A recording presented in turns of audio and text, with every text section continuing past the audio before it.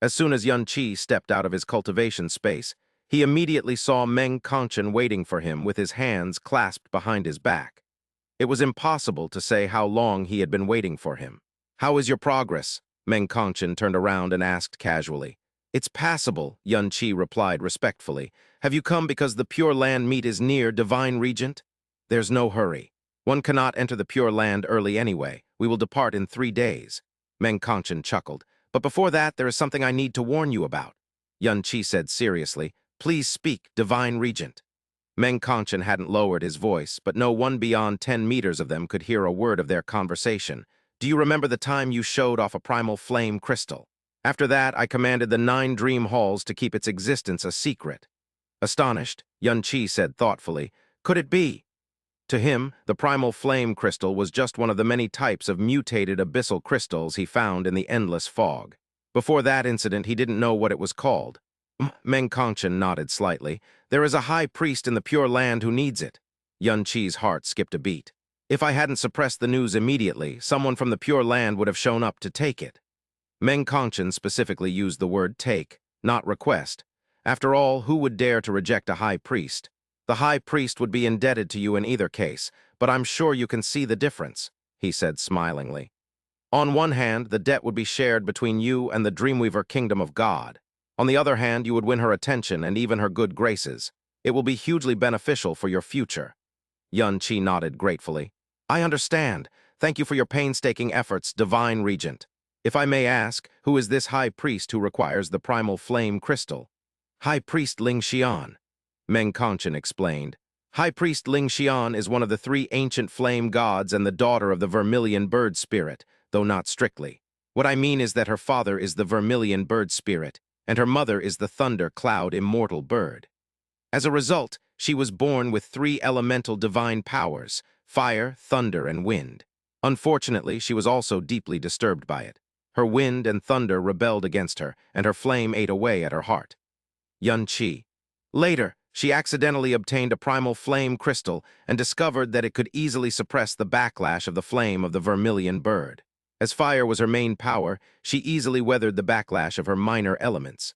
Unfortunately, the suppression of the primal flame crystal was not permanent, and the backlash began anew once it ran out of energy. For countless years, High Priest Ling Xian has searched high and low for the primal flame crystal. She jotted down its characteristics to the finest details and announced her search for it time and time again. That was why most people could probably recognize the primal flame crystal at first glance despite not having seen it before. Meng Kongqun sighed. "The primal flame crystal back then was like a dream. Never has a second primal flame crystal appeared since. This is a heaven-given opportunity, Yuaner. You must grasp it." Yun Qi was far more sensitive toward the name Vermilion Bird than Meng Kongqun knew. Of the 3 supreme fire attribute beasts, Yun Qi had made contact with 2 of them and received many boons as a result. However, he had never encountered any remnant of the Vermilion Bird before. The closest thing to them was the Vermilion Bird sect of the Flame God realm. The descendants' bloodline was extremely diluted, and divine arts were incomplete and missing. According to the ancient records of the God realm, the Vermilion Bird was the first flame god of the 3 to go extinct. If High Priest Ling Xian, one of the 4 high priests of the Pure Land, really was the daughter of the Vermilion Bird, then the Vermilion Bird lineage had not actually gone extinct. Instead, they had survived in the abyss to this day. As the bearer of the Phoenix and the Golden Crow's flame, Yun Qi knew very well why the powerful High Priest Ling Xian was experiencing elemental backlashes. Back when the Golden Crow spirit had bestowed him with the Golden Crow inheritance, it had forcefully demanded that he strip himself of all traces of the Phoenix's bloodline. It was because this was a matter of pride of an ancient flame god and a supreme fire attribute beast. It could not tolerate even the existence of another divine flame, much less other elements. His ancestral holy body was the one body in the world that could tame every form of power in the entire universe. In this regard, High Priest Ling Xian was destined for hardships from the moment she was born. As for how you are going to request an audience with High Priest Ling Xian, Meng Kongqun smiled meaningfully. That is easy since you have Kaylee. There was no one in all 6 kingdoms of God who did not know that Hua Kaylee was High Priest Ling Xian's favorite. The sea of colorful flowers in Hua Kei's backyard had been given by High Priest Ling Xian herself. Got it, Yun Qi responded with a smile of his own. I will make sure to grasp this opportunity. Haha, I'm confident that you'll succeed. After all, you could even make Qing. Your aunt see you in a new light. High Priest Ling Xian has no choice but to like you. Rest and prepare for the next few days. Then I will take you to the Pure Land. He turned around when a wistful thought suddenly struck him. Yuaner, I am very glad that you are able to interact peacefully and cordially with Jiangxi. You have no idea how worried I was before I had you and Jiangxi. Even in my dreams, I was worrying about the future of Dreamweaver. But now, all that worry has morphed into gratitude. Right now, my biggest wish is for the two of you to be safe and sound, that no more disasters will befall you too. Progress and cultivation are great, but nothing is more important than your safety. He cast Yun Qi a sideways glance and accidentally caught a glimpse of the soul ring engraved to Yun Qi's little finger. Of course, he hoped that the soul ring would never break. This junior will remember the Divine Regent's teachings deeply, Yun Qi said seriously. Don't worry, Divine Regent. I cherish my life far more than you can imagine. I will never willingly place myself in danger. Meng Kongchen nodded smilingly and prepared to leave. Wait, Divine Regent, this junior has a gift for you. Meng Kongchen turned around in confusion and saw a rare look of trepidation on Yun Qi's face. He was holding a pendant with a red crystal, a blue crystal, and a yellow crystal on it. What is this? Yun Qi said in a hurry. Master once told me that the collision of Brahma sound stones could cleanse one's soul. It is most beneficial for a soul cultivator. I happen to have a few Brahma sound stones on hand, so I decided to make this pendant to alleviate some of my gratitude toward you. I hope you won't mind its shoddy craftsmanship. Meng Kongchen's eyes flickered a little before he accepted it. He said smilingly, I am more than happy to accept your gift. He immediately tied the pendant to his waist. As he moved, the stones collided with one another and emitted melodious, soulful sounds. I love it, ha ha ha ha. He barked out a laugh and finally turned to leave. Meng Zhiyuan hurriedly caught up to the dreamless Divine Regent and escorted him to the palace entrance.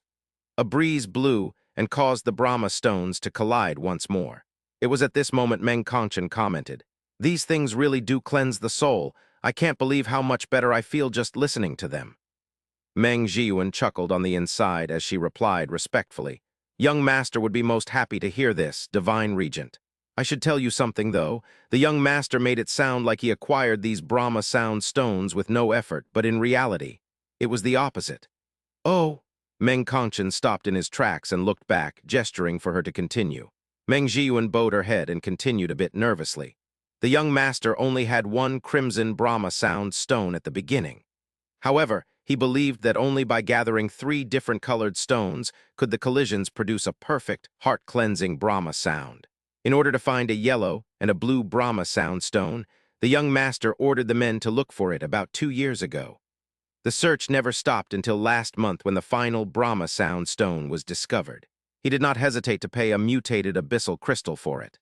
Meng Kongchen. Meng Zhiyuan snuck a look before continuing. You may not know this, Divine Regent, but the young master has always been extraordinarily grateful and respectful toward you. He also carries a lot of guilt. He often complains that he is unable to recall his old name and so could not address you as father from the bottom of his heart.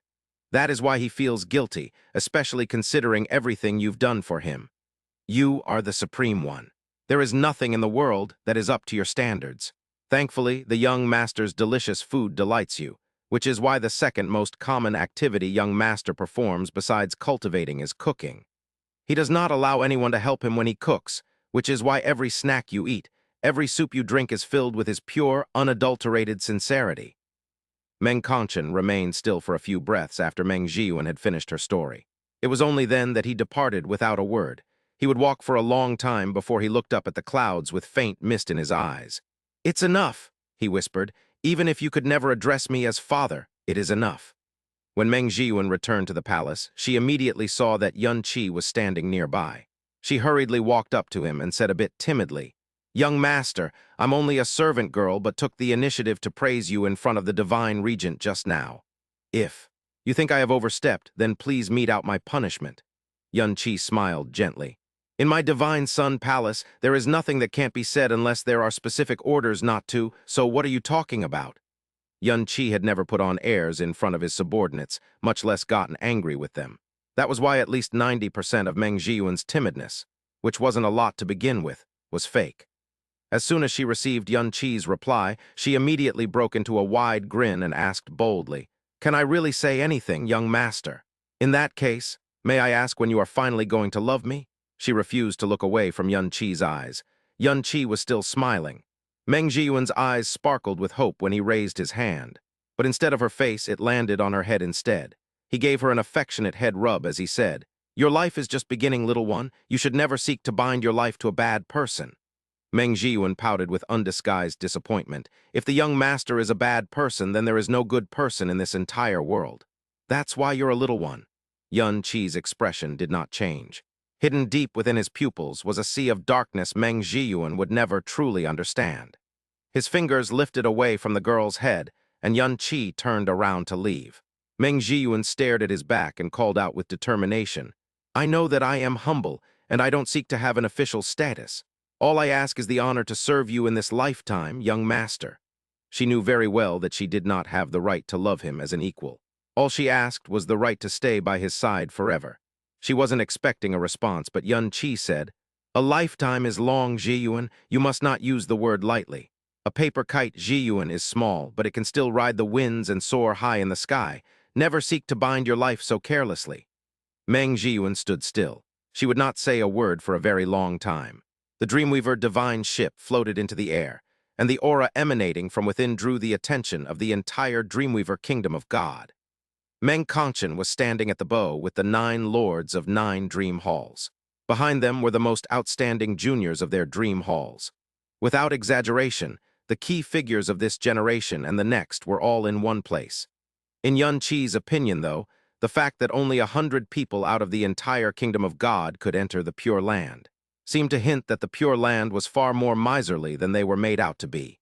After the giant ship rose into the air, it flew straight toward the Pure Land. Yun Qi was currently standing right next to Meng Jiangxi. Meng Jiangxi explained smilingly, "Brother Yuan, this is the first time you've left the kingdom after you returned home, isn't it? It doesn't look like you are too excited, though. When I was wandering, all of the world was and wasn't my home. That's why my taste and expectation toward a new, unknown frontier have long since diminished. But of course, the Pure Land doesn't fall under this category." Yun Qi asked with a curious expression, "Have you met the Abyssal Monarch before, Divine Son Yuan?" "One time, yes." Just like everyone else, Meng Jiangxi immediately adopted a reverent expression when he spoke of the Abyssal Monarch. "In my imagination, the Abyssal Monarch is an imposing yet merciful man. His monarchical aura is unparalleled, and his mere presence causes all living beings to cower in fear and submission. When I actually met him in person, though, I realized that the Abyssal Monarch was nothing like who I imagined him to be." "Really?" Yun Qi looked very doubtful. Meng Jiangxi looked hesitant, but he ultimately said, "This might sound offensive, but when I met the Abyssal Monarch, I could not feel any aura or imposingness from him. I couldn't even feel any emotional changes from him at all, even when he was smiling. Yun Qi, to me, the Abyssal Monarch feels like a drifter who is disassociated from the world." Meng Jiangxi voiced his honest thoughts of the Abyssal Monarch directly. "Maybe it's because the Abyssal Monarch truly exists in a plane the likes of me cannot possibly understand. It's to the point where even perception becomes impossible." In contrast, the chief priest was far, far more imposing and scary than Father. You best be prepared for a shock when you face him. The two men were chatting casually and exchanging smiles with each other like close brothers. It was a sight that made the Dream Lords feel quite complicated. AI? Meng Kenji let out a long sigh inside his heart. What could he do if Meng Jiangxi was determined not to fight against Yun Qi? "Speaking of which, Father is going to be absolutely ecstatic when we reach the Pure Land, Brother Yuan. It's all because of you, of course," Meng Jiangxi said from the heart. He did not care that Meng Conchen was within hearing range of their conversation. Meng Conchen was currently standing at the bow and gazing forward. His appearance was perfect, and he did not react to Meng Jiangxi's remark at all. Yun Qi replied humbly, "I'm just a divine master who does not deserve anyone's eyes in the Pure Land. I am participating as a humble follower seeking to broaden his horizons. In the end, the one who must show off the true strength of my Dreamweaver kingdom of God is you, Divine Son Zai." Meng Jiangxi shook his head with a bitter smile on his lips. You underestimate the power of perfect divine essence too much. As for me, it is going to be difficult. Suddenly, Meng Kongqun glanced toward the east. Then he made a hand gesture and altered both the energies and the trajectory of the ship. It began to move east. Very soon, another giant profound arc emanating an immense aura entered their vision. The Heaven Breaker starship, Meng Jiangxi remarked. It's the Heaven Breaker Kingdom of God. The two profound arcs rapidly closed the distance until they were seamlessly joined with one another. Har har, what a coincidence, dreamless divine regent. Coincidence. More like predestined, considering the karma between us. Ha ha ha ha ha. The two divine regents approached one another. Hua Fuchen's smile did not quite reach the eye, and Meng Kongqun's laugh was as loud as it was meaningful. Yun Qi's gaze swept across Hua Fuchen and landed on the young woman standing beside him. For a few brief instances, he was actually lost in her appearance. It had only been 3 years since they last met, and yet it looked like she had undergone a complete transformation.